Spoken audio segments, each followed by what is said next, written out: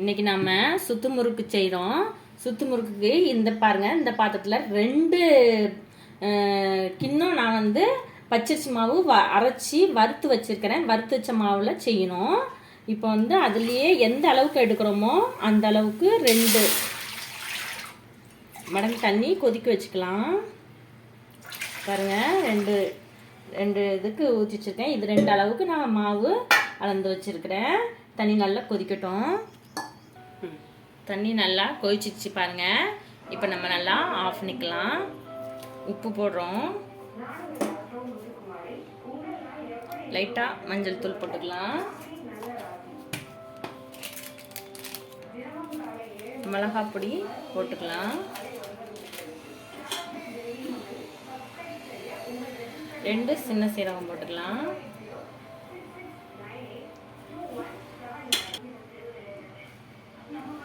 எள்ளு போடலாம். கருப்பு எள்ளு போடுவாங்க. கருப்பு எள்ளு கிடைக்கல எனக்கு, அதனால வெள்ளை எள்ளு போடுறேன். எது வேணாலும் போட்டுக்கலாம். போட இஷ்டம்னா போட்டுக்கலாம், இல்லாட்டி சீரகம் மட்டும் போட்டுக்கலாம் தேவையானது.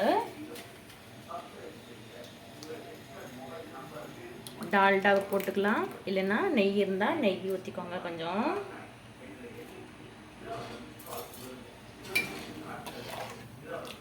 பாருங்க, கலர் நம்மளுக்கு கொஞ்சம் மாறி இருக்கு, பார்த்தா தெரியும் உங்களுக்கு.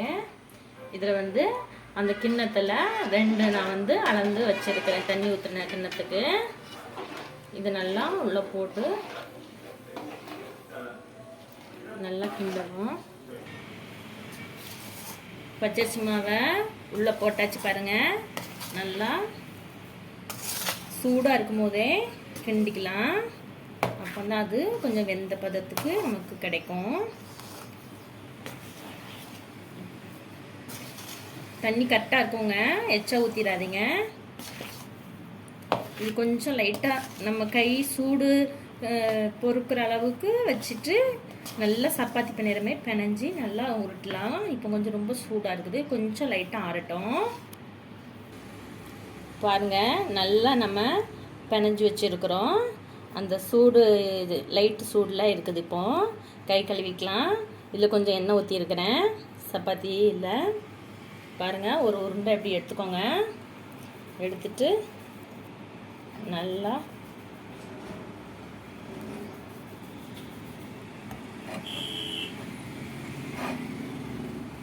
உருட்டிக்கோங்க. இப்போ பாருங்கள், நல்லா கயிறு மாதிரி உருட்டிக்கலாம். பாருங்கள், நல்லா உருட்டி வச்சுருக்குறோம். உருட்டினதில் கொஞ்சம் இது லேட் ஆகும் பார்த்துடுங்க. கொஞ்சம் கையில் பண்ணுறதுனால கொஞ்சம் பொறுமையாக செஞ்சு தனியாக அங்கே வச்சுக்கலாம்.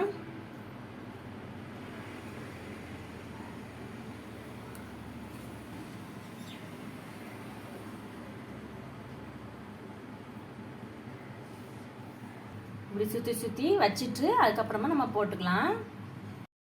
பாருங்கள், இப்படி நல்லா சுற்றி ஒரு தட்டில் வச்சுக்கோங்க.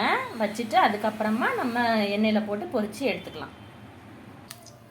பாருங்கள், நல்லா எண்ணெய் ஊற்றி நல்லா இது காயட்டும். எண்ணெய் நல்லா சூடாயிடுச்சு நம்மளுக்கு. இப்போ செஞ்சு வச்ச முறுக்கை எடுத்து போட்டுக்கலாம்.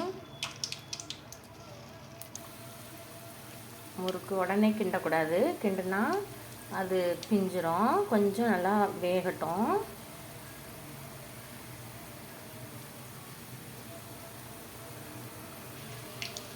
இப்போ கொஞ்சம் வேக விட்டுருக்குறோம். இந்த மாதிரி ஒரு வலையை வச்சுக்கோங்க. இதை வச்சு நல்லா திருப்பி போட்டுக்கலாம்.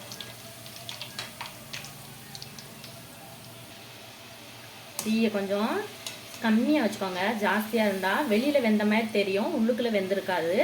அதனால் கொஞ்சம் கம்மியாக வச்சு நல்லா வேக விடுங்க.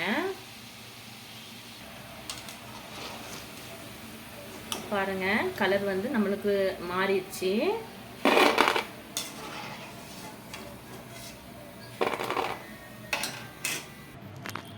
பாருங்கள், நம்ம முறுக்கு சுட்டு வச்சாச்சு. இப்போ ஒரு முறுக்கு எடுத்து உடைப்போம். நல்லா இருக்கு பாருங்கள். நீங்களும் செஞ்சு பாருங்கள். குழந்தைங்களுக்கு கடையில் வாங்கி கொடுக்காதீங்க. நீங்களே முடிஞ்ச வரைக்கும் எல்லா இதுவும் செஞ்சு கொடுத்தா நம்ம குழந்தைங்களோட உடல் ஆரோக்கியமாக இருக்கும். சப்ஸ்கிரைப் பண்ணுங்கள், லைக் பண்ணுங்கள். தேங்க்யூ.